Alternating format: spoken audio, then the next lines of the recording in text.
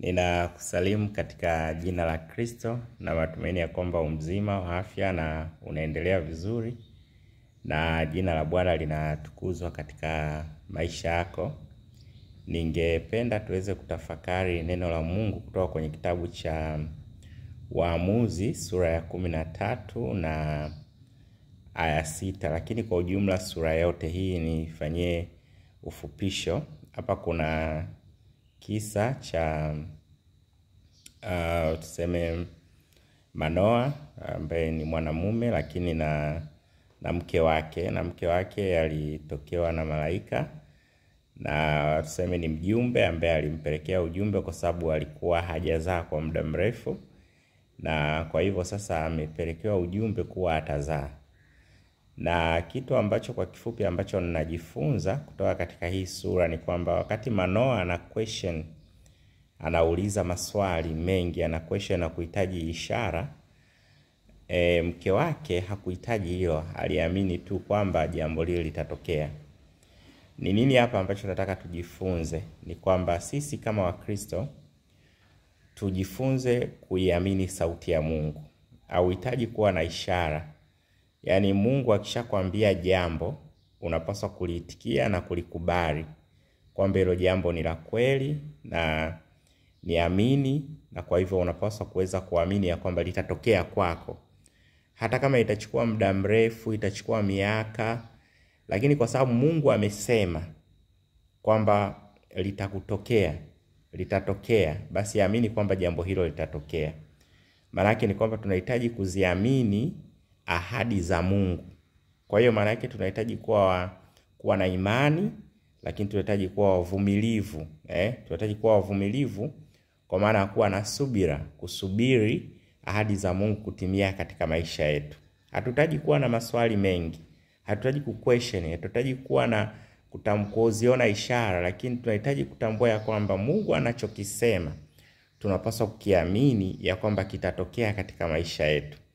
Kwa hivyo wewe mpendwa msikilizaji, kama ambavyo yule mama aliamini na ni kweli ilitokea, kwa sababu ni Mungu alisema, Mungu aliahidi na kweli ikatokea kwamba yule mwanamke akapata mtoto.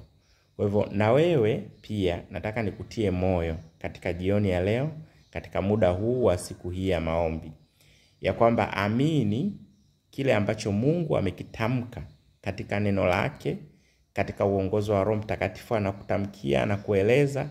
Amini ya kwamba jambo hilo litatokea kwa sababu ni Mungu ndio amesema. Haijalishi itachukua muda gani, wewe tu kuwa mvumilivu, kuwa na subira, kuwa na imani kwamba litatokea kwa sababu Mungu amekuahidi, amesema itatokea. Alimwahidi yule mama atapata mtoto. Kwa hivyo na wewe pia amini ya kwamba haijalishi umekaa kwa muda gani kuwa tasa, lakini tambua ya kwamba Mungu alichokisema kitatokea katika maisha yako. Maana ahadi zake ni za kweli, maneno yake ni amina ya kweli, yatatokea. Kwa hivyo unapaswa kuwa na subira, usiwe na haraka, usitafute njia zingine za mkato. Wewe ifuate tu sauti ya Mungu, iamini sauti ya Mungu. Amini neno lake, Biblia, neno takatifu kwa Agano la Kale na Agano Jipya, ya kwamba maneno yake ni ya kweli, na amini na atatokea katika maisha yako. Ukiamini tu hivyo, yatatokea kwa sababu ahadi za Mungu ni za kweli. Nikutie moyo katika muda na wasaa huu, mahali popote pale ulipo. Amini ya kuwa ahadi za Mungu ni za kweli, na anachokisema Mungu kitatimia katika maisha yako. Haijalishi kitachukua muda gani, haijalishi utapitia changamoto gani, haijalishi kuna watu watajaribu kuzuia, lakini yaamini kuwa ahadi za Mungu zitatimia kwako kwa sababu Mungu amesema. Na Mungu akianzisha jambo kwako, hakika atalikamilisha. Kwa hivyo lolote ambalo Mungu amelianzisha kwako litakamilika. Ahadi ambazo Mungu amezisema kwako zitatimia.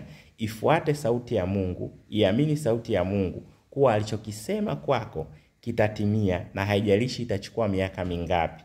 Usiquestion kile ambacho Mungu ameshakisema. Hauhitaji kukitilia mashaka, hauhitaji ishara.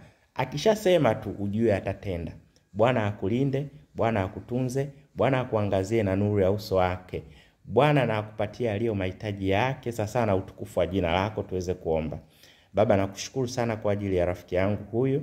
Ninajua wakati fulani ana maswali mengi, ana question hata ahadi zako, lakini naomba umsaidie kwa Roho Mtakatifu aziamini ahadi zako. Aamini kile ambacho unakisema kuwa ni cha kweli na kitatimia katika maisha yake. Bariki ndoa yake, bariki mume wake, bariki mke wake, bariki na watoto, bariki na shughuli zake za kila siku ambazo anazifanya.